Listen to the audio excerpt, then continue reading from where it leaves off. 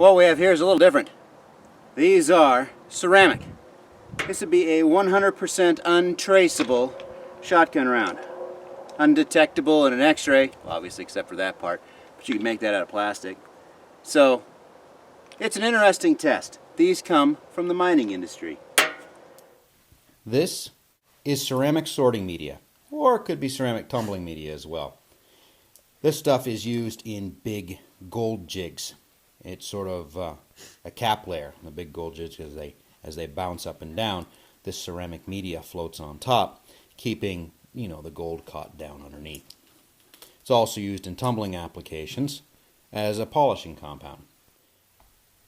Obviously, the big one's not going to fit out the end of a shotgun barrel, so that one's off the table. If you stack two of the marshmallows, they're too high.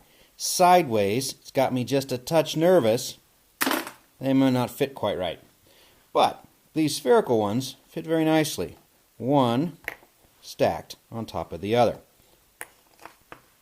And then I can fold the shell back in. So basically, what we've created here, ceramic buckshot. Undetectable in a metal detector. I don't know. They're going to be light, but they're going to travel fast. They're going to be super hard. Should be interesting to see what happens with them. We're going to throw the book at this idea. Or rather, throw them at the book. Down there is the entire English language. The Rand McNally Library Dictionary. You ready?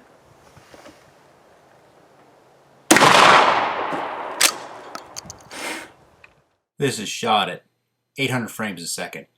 And they are moving fast. Those are the two rounds coming in. The things you can see flying past are the two-part wads that these shells use. It was zippy.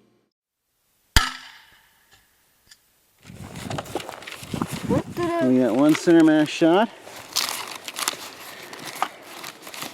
How far are we in there?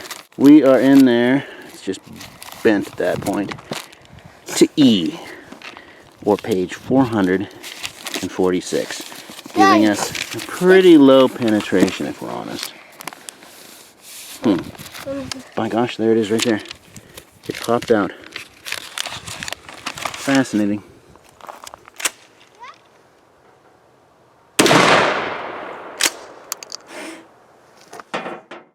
At 2400 frames a second, you can see them zip on in, and in this case the computer actually catches one of them, which I found fascinating.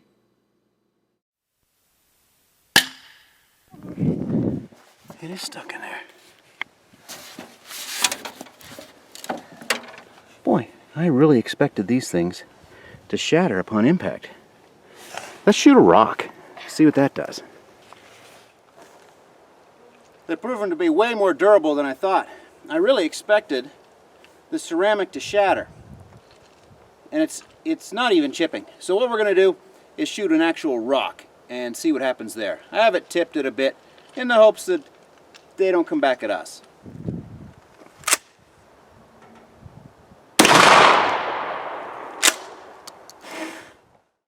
This was a beautiful shot. Again, it's 2400 frames adjusted. You can see them come in, and even striking the rock, they still don't appear to completely shatter, which I'm just amazed. Actually, crack the backside. Would you look at that? My goodness, where's the front side? Those are the marks. And it carried on into two perfectly circular discs there in the backside. Interesting. Well, they're proven to be a little more deadly than we were expecting. Another rock. I want to see if we can recreate that first hit.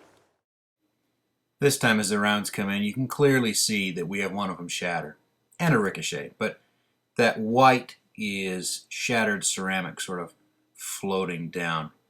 Beautiful shot. One of my favorites from the day.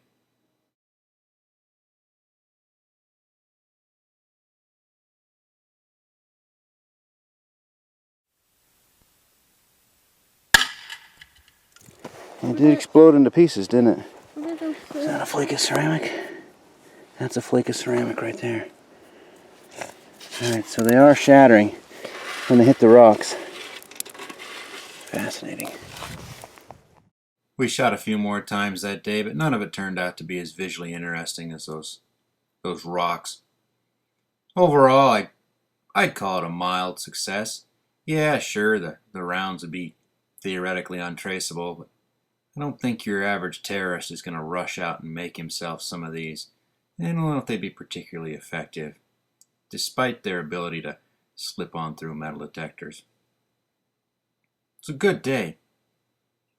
It's always fun. You get to go out spring day and do some shooting. There's a shattered ceramic round. Wow. Look at that strange shape. It's like the shock wave has rippled around a little pill.